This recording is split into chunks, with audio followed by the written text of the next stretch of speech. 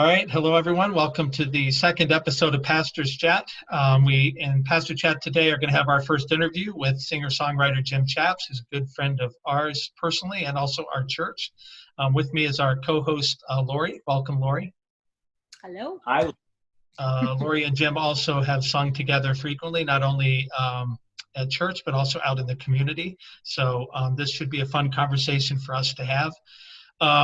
Jim, we wanted to just start with just asking you to just tell us a little bit about your background, where you come from. I think your hat, like mine, tells that a little bit, but also and how you got to Florida and anything else that people might be interested to know about you. Sure. The old English D is a tell right off the bat. I was born in Detroit and grew up right in the suburbs, Dearborn Heights and Dearborn. Went to school, high school in Dearborn, and then started college in Dearborn, finished in Ann Arbor. I actually then worked for a little while for RCA, which got bought out by GE, and I worked as a sales rep, so I traveled a little bit there. Also, I had a master's degree, so I have some time that I've spent in Virginia Beach. I studied at Regent University. And that was a great time to immerse myself in a lot of Christian music at that time, and have really felt blessed ever since. So, all along, I started songwriting when I was right out of high school. Really, I really enjoyed the thought of becoming a songwriter, and at the time there wasn't really any formal college program that would have it. So I kind of structured some English, philosophy, music theory. I kind of cobbled together a little bit of a curriculum that would put me on that way. Things are different now. There's a lot of colleges that actually have music programs and things like that. But that's a little bit of my background. And moved to Florida. Climate. Yeah, I like the sunny, warm weather. So. Yeah, and something sort of big changed in your life down here. You met a certain person when you were here in Florida, and tell us about her. Absolutely huge. In fact, that's probably what's kept me from ever moving to Nashville. Is actually the funny part is how I met Bethany, and Bethany was the Sunday school teacher at yours and Lori's church in Northport. Which is really great on how we all met and became friends. But Bethany is spectacular, and so I am blessed beyond measure is a great way to summarize that. So she still works in education. She was a Sunday school teacher at your church. Still has a heart for serving youth, especially. She's a track and girls cross country coach. After she herself was a college track and field and cross country athlete. Jim, did you meet her when you were running?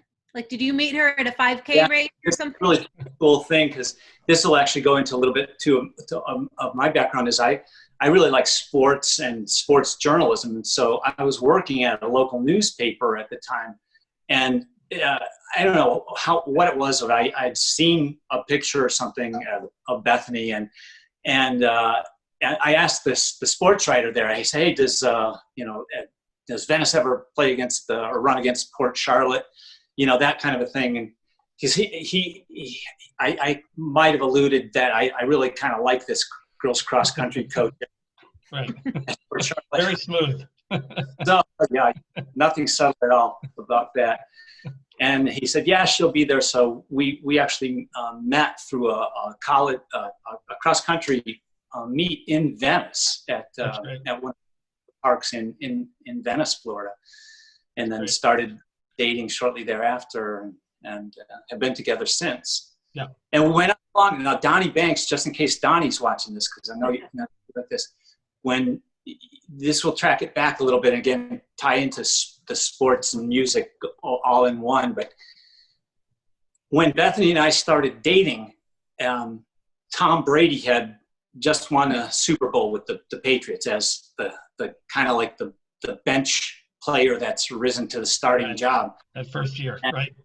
And I was saying, I remember telling Donnie, I said, no, I watched Brady because I went to college at Michigan. I said, this guy is absolutely great.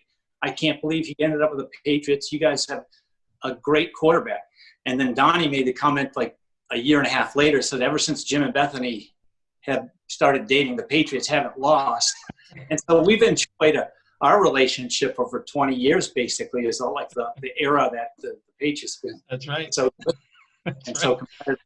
And now it comes full circle with Tom Brady down here in Tampa. Yeah. And now here he is. Here he is in our backyard again. Wait, cat switch up now. Hey, Evan, I don't think you know what it's like to date somebody during a big sports rain. There we go. No, I don't have any experience with a long sports rain. That's for sure. I had just 1 year, 2016. That's it. Yes, and I wore the shirts, kind of got the Cavaliers colors, if you notice too, Evan. You see that? It's I did notice, yes. The piping with the gold Cavs logo not on it, but this is the colors for sure. So I like it. So. Yeah. Well, tell us a little bit about, I know it kind of all mixes together, but your faith journey, you know, your experience as a Christian, how you got to who you are now spiritually, and what were maybe some influences on you. Yeah, I grew up a traditional Catholic, went to Catholic school, and like most people that are going to end up having a more serious faith journey is my mom's brother, Uncle Bill, came to the Lord and was all up in our face about turning our lives over to Jesus. So I am definitely a product of the family with the super on fire for the Lord family member. And it worked. I remember in college making a prayer with my Uncle Bill and saying at the time, ask Jesus into my life, to be my Lord and Savior.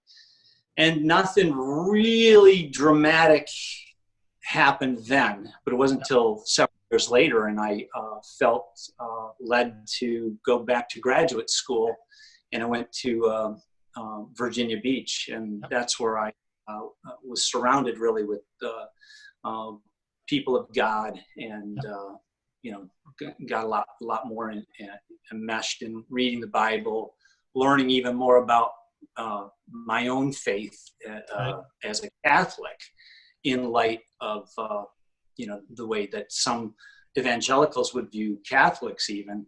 And so there was a great kind of a shakeout toward understanding even of what the Catholic faith was. Some there say, well, I hear you pray to Mary, and I say, no, there is a prayer called the Hail Mary, but it's a prayer with Mary more than a prayer to Mary. So actually in the prayer says, Holy Mary, Mother of God, pray for us sinners. And so it doesn't say actually, like we're praying to, but more as a praying with, that Jesus is Lord. Yeah. So, and it really, Evan, I'll tell you, the music shifted for me then too, because I had grown up, being from the Detroit area, we're really into rock and roll. I mean, you talk about a great place to come from. Growing up as a kid in the 60s and in the 70s in Detroit area, I mean, we were immersed in, Motown pop. And at the time, it was the folk music. I remember Bob Dylan, and then some of the British invasion started, and there was some great acoustic acts, like some of the acoustic Rolling Stones, of course, Lennon and McCartney with the Beatles, Moody Blues, and so. But rock and roll, we had Bob Seger there, and there's, I mean. There was a guy, Alice Cooper, too, who's a native Detroiter, and you would think wow, that's kind of out there. But I think, all of I got to see Alice Cooper with a high school buddy at the Olympia Stadium, which is where I saw Gordie Howe score his first goal at the Olympia Stadium. Another legend, yes. And who opened up that concert was Susie Quattro, and Susie Quattro had a guest role on Happy Days as Pinky Tuscadero, who was Fonzie's cousin. Of course. Remember that? Right. Great special about Gary Marshall. Who could forget her? Yeah. It's a very memorable role. Yeah. Well, and I mean, I think you and I have always had a lot of things in common, but one of them is coming from, those great Midwest cities that were so iconic in the 30s, 40s, 50s, 60s, and then started to struggle in the 70s and even to today, but such a great cultural history in both the cities. I think it's had a big impact on, I know, on my life. And so are there any particular people that you feel like, whether it be a writer, just religiously or spiritually or theologically, that you feel like has been an important part of your journey? Yeah, there's top of the class for me, for just pure music influences. I would say it's McCartney, Lennon, the Beatles, and close behind that is going to be Justin Hayward, John Lodge. I like the Moody Blues quite a bit. Christian realm, I like it. Well, Johnny Cash, of course, and that covers a wide swath. I mean, almost like you and I know how much we admire Johnny Cash and his music. So he's way up there. Then Michael W. Smith and Amy Grant. So at the time that I was getting into, the understanding of a contemporary Christian life, they were really coming on the scene. And I remember actually seeing them. I after I graduated, I had a master's degree, communication from Virginia Beach, moved back to the Detroit area, and was a youth pastor. And I remember taking a group of did not know that. Group of high schoolers to the Fox Theater at the time to see Amy Grant and Michael W. Smith play on stage in Detroit. And so that was the Friends. It was like Friends at the time, the Friends tour from 1985. I don't have it to show you to the camera, but I have this old classic raspberry colored Michael W. Smith T-shirt with a 1985 Friends logo on. Forever, if the Lord's the Lord of them, right? And if will not say never. Never. Will not end. About the time that I got introduced to Amy Grant too. Yeah, that was a big time. Man, you must have been a great youth pastor, Jim. I don't know. I hope so. I hope some of the kids would have been great. Have grown into close walk with the Lord. Then that's what matters. Yeah. So, oh, that's cool. Yeah. I'm gonna step away and let our dog out of this room because he's Jack. I think that's fine. So Jack is also here with us, just walking around and so far not barking, which is good. So Jim, we're right before Memorial Day, and there's a song that you wrote that's one of my favorites, New York for Firemen, which is about sacrifice, and we think about the people on 9/11 who were really part of that attack on the homeland. I wanted to ask you just to talk a little bit about how that song came about for you, and the idea, and then the writing of it. I know there's a pretty cool story behind it, and thought maybe that'd be nice for people to hear this weekend. Sure, thank you. Yeah, the New York for Firemen started. I had gotten really back into wanting to do more songwriting in early on. Just real quick backtrack is I played coffee houses when I was in college. This is like 1977. Yep.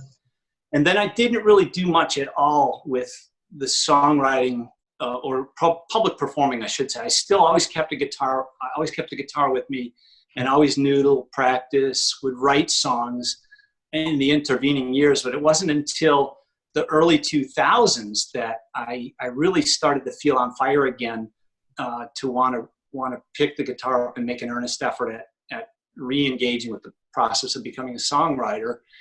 And so I joined a songwriting circle in Sarasota. It was a class. One of the guys from the Sarasota Folk Club, Ishmael Katz, had a group of songwriters that we were all going to just go over to his house for several weeks in a row. And the upshot was there's going to be a song we'd have to write. One is the assignment was you have to write a personality sketch about someone. So this is 2003. And that week I pick up the local Venice Gondolier newspaper and write on the front page of one of the sections. I don't know if it was the front section or if it was the inside section, but there was a dedication of a Patriots, what's called Patriots Park in Venice, off Business 41. Right. Not far from the theater, Lori. Right. Very, yeah. The Venice Theater, Lori, yeah. So if those that are familiar with Venice will know this area. And there's a photograph and an article, a photograph of Jerry Hanley in his firefighter uniform holding a picture.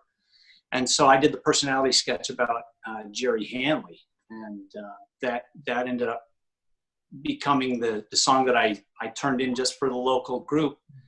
And it was pretty well received, the night that I played it, and so I had played some coffee houses around town, and had never really reached out yet to meet Mr. Hanley and Pat, his wife. And so I knew one day it was his son who. It was his son. Yes. Thanks, Evan. Yeah, it was. They had three sons: Kevin, Brian, Jerry, and four if you think it's Kevin, Brian, Jerry, and Sean. And Sean is so there's three surviving brothers, and then Sean is the brother that passed away on 9/11. He went back, he answered a call after his shift had ended. He was in Ladder Company 20 and was on his way home, heard the call come in, turned around, went back, and he gave his life as a hero on 9/11. Yeah. So I wrote the song really as a personality sketch about Mr. Hanley, the father of these four boys. And so that's it. Yeah. And then later, you, if I remember correctly, you were able to go up to New York to sing that there, right? Yeah, that's right. I had been playing the song for probably 3 or 4 months at least. I was playing at a coffee house, and I hadn't yet introduced myself to the Hanley family. And so I called up and I said, I had written a song, can I play it for you? He said, come on over. Wow. So I went to their house in Venice and just played it. And I finished playing the song, and Jerry says, what are you doing on June 19th? I said, what do you need me to do? I'll do. Right. He said, we're having the dedication. There's a street being named in Sean's honor on Staten Island. Wow. Like you to play the song at the ceremony. So I did that, and then we went to the cemetery. And so now that's what I've re-recorded, remastered the song from the first album. And so there's some photographs actually from that original article that had appeared in the Venice newspaper. And so, yeah. Yeah. It's an incredibly beautiful, powerful song. It's one of my favorites. And I know we used it out in Northport when we did a 9/11 remembrance service there, which is very powerful to have that included. But it's an amazing story how you got to it, and then the way that song has traveled since then. Yeah. Are there other songs that you I know that's one really special to you. Are there others that you've written that are particularly special to you for whatever reason? Yeah, there's one. I wrote a song. I like to actually look back into the public domain and look for poems that are there. They're basically collecting dust and are being forgotten about. And so what I like to do is, you think about Bernie Taupin and Elton John. Well, Bernie would write the lyrics, Elton John would write the music. Who wrote the song? Well, they both wrote the song. One wrote music, one wrote the lyrics. And so I think there's some great words in history. So Ella Wheeler Wilcox is one of my favorite poets. And she's the one who wrote, laugh and the world laughs with you, weep and you weep alone. Yeah. I really thought, man, there's got to be a melody that could carry that, and it makes the words more available, more accessible to us to think about, meditate on even. because some of these words are so good. And the same thing happened really with the Ralph Waldo Emerson, the poem Concord Hymn. Yeah. And in researching that and learning, there was a letter that was written from Ralph Waldo Emerson's mom to their brother saying, yeah, Waldo has written a lines to go with the melody of Old 100 that he's going to sing on this 4th of July dedication. And so I'd never heard that. We've always heard about the song Concord Hymn, but we didn't know that there was a melody. And so thankfully, back in, it was 2006 or so, I found it, and Lori and I did a duet with that on the Jim second CD, and that's another one that's been remastered now. Right, just recently. Right, it's been remastered. Where can people find your music? Where could they buy your music? Yeah, I'm at jimchaps.com. There's links to the all of the other sites. For example, iTunes. And then the way the streaming services work now too, I just like if people listen to the song even gratis on YouTube. If they like it and want to purchase a copy, then there's physical copies available from Amazon, Amazon.com. You can buy the album, or from iTunes, Apple Music, iTunes, but jimchaps.com has a link through to all of that. So yeah, thanks. And I've been doing a lot of work on getting a YouTube channel that's worthy of spending some time on. So if people were to go to the Jim Chaps YouTube channel, they can click on a playlist and just lean back and hear a number of songs played in a row, commercial free. Yeah, great. Lori, do you have a favorite song of Jim's? Can you still see my face? I was going to yeah, we can see you. All right, cool. I just want to do one thing. Yes. All right, sorry. Uh-oh. What are you trying to do? Wow.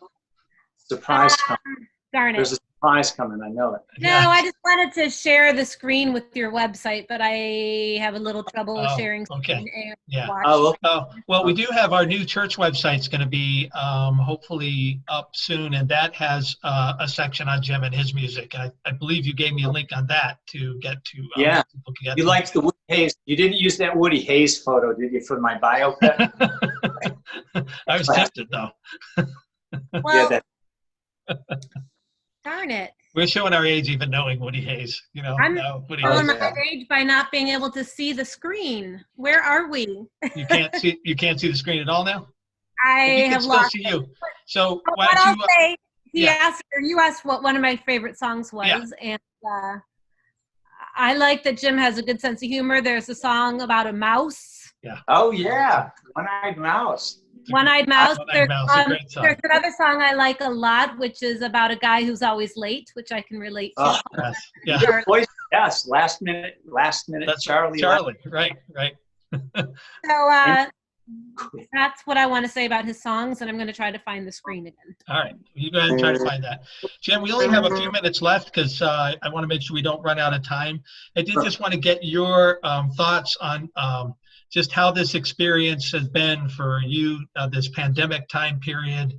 Have you learned anything from it? Is there anything spiritually that's come to mind, or anything that you wanted to sing or write about based on this?